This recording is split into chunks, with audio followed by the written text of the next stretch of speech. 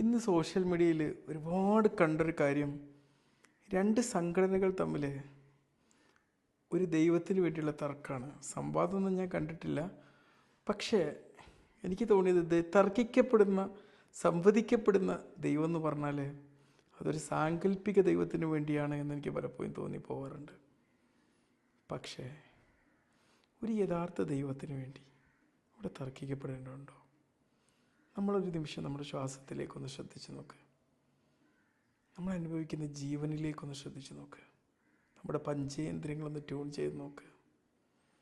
നമ്മുടെ സസൂക്ഷ്മമായ നമ്മുടെ കോശങ്ങളുടെ സ്ട്രക്ചറിലേക്കും നമ്മുടെ ജീവൻ്റെ യാത്രകളിലേക്കും ഒന്ന് നോക്ക്. നമ്മുടെ പൾസൊന്ന് ഫീൽ ചെയ്ത് നോക്ക്. എവിടെയോ നമുക്കൊരു ദൈവ സാന്നിധ്യം അനുഭവിച്ചറിയുന്നില്ലേ? നമ്മുടെ ജീവനേക്കാളും അടുത്ത് നമ്മോട് ചേർന്ന് നിൽക്കുന്ന ഒരു ദൈവ സാന്നിധ്യം. അത്തരം ഒരു ദൈവത്തിന് വേണ്ടി തർക്കിക്കേണ്ട ആവശ്യമുണ്ടെന്ന് തോന്നുന്നുണ്ടോ? ഇല്ലല്ലോ.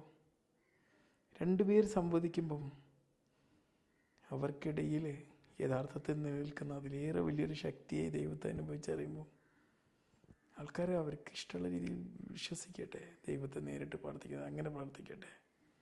ദൈവത്തിൻ്റെ ആളുകളെ വെക്കുന്നവർ അങ്ങനെ ചെയ്തോട്ടെ. ദൈവത്തിൻ്റെ അനുഭവം, ആ റിയലായിട്ടുള്ള ദൈവത്തിൻ്റെ സാന്നിധ്യം അനുഭവിച്ചറിയുന്നതിനുള്ള വ്യത്യസ്തതകൾക്കനുസരിച്ചാണ് ഇതുപോലുള്ള പല കഥകളും പല ഇൻ്റർമീഡിയറ്റ്സും ഒക്കെ ആയിട്ട് ആൾക്കാരിങ്ങനെ ദൈവത്തെ അറിയുന്നത്. അത് തെറ്റൊന്നുമില്ല. അതൊരു മനുഷ്യൻ്റെ വളർച്ചയുടെ അവസ്ഥക്കനുസരിച്ച് വരുന്നൊരു കാര്യം മാത്രമാണ്. പക്ഷെ ഇപ്പോൾ ഉള്ള നിമിഷത്തിലുള്ള ദൈവത്തെ അനുഭവിച്ചറിയുമ്പം അതൊക്കെ ഇല്ലാതാവും. എങ്ങനെയാണ് വിശ്വസിക്കുക? ആൾക്കാർക്ക് അത് തർക്കിക്കേണ്ട കാര്യമൊന്നുമില്ല. ആൾക്കാർക്ക് ഇഷ്ടമുള്ള രീതിയിൽ വിശ്വസിക്കട്ടെ.